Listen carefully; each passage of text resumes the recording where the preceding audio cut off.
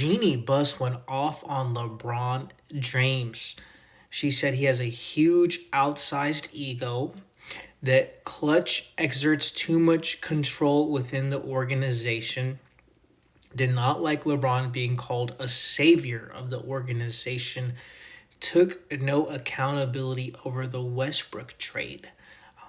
She considered trading him and did not want to give him a contract extension. That's why it was done for so many limited years. And LeBron being ungrateful that they drafted Bronny, even though he only averaged 4 points per game in college. So let's start off with some of these points. We'll do the ego last. We'll skip over that one. Clutch exerts too much control. That was clear from day one. Why do you think now that they don't have control anymore?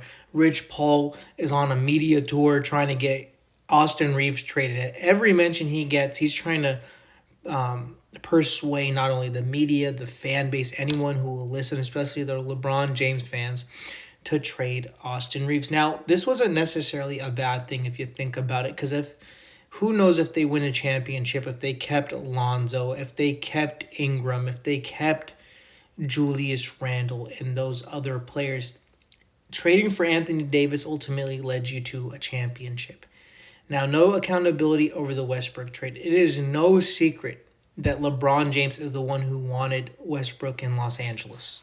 And in my opinion, that was a bad trade. Trading Kuzma, Montrezl Harrell, KCP, guys who had helped you win a championship for Russell Westbrook. And when it didn't work out that season, all the blame was on Westbrook, even though the Lakers organization did not want to do that trade. Now, it's a double-edged sword because, hey, that got you a championship, but it also was an awful trade, and he took no accountability.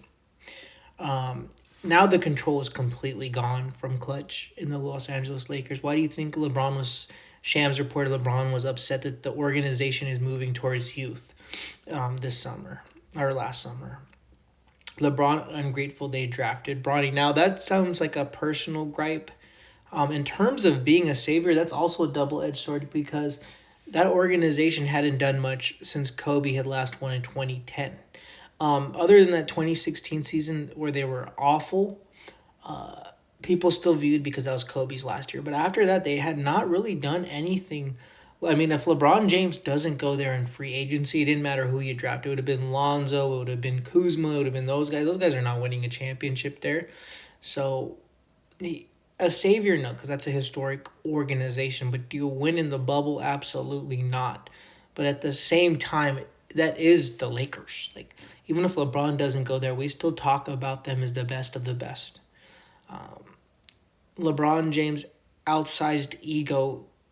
I mean, yes, LeBron does have the biggest ego in NBA history. The control part is 100% correct. Why do you think this offseason they did not give him a big max extension? Same thing with Austin Reeves. It's because at the end of this season, they can only pick one max contract player, and that is 100% going to be Austin Reeves. Do you want 2 more years of LeBron whose numbers are falling down, or do you want 5 to 10 years of Austin Reeves? And they're picking Austin Reeves with that combination of Luka Doncic. LeBron James never fit with the Lakers organization. You see a lot of LeBron's fans wearing Lakers jerseys, but those Lakers fans never accepted those LeBron fans, for example, because they talk down on Kobe. They take shots at Kobe to show LeBron's greatness, right? Kobe Bryant was with the Lakers his whole career, and he gave them everything he got. But LeBron never really felt like a Laker. It felt like a rental. It didn't feel like I would argue that he didn't even feel like Shaq, because at least Shaq went there in free agency. He won those championships. You'll remember 34 Shaq forever.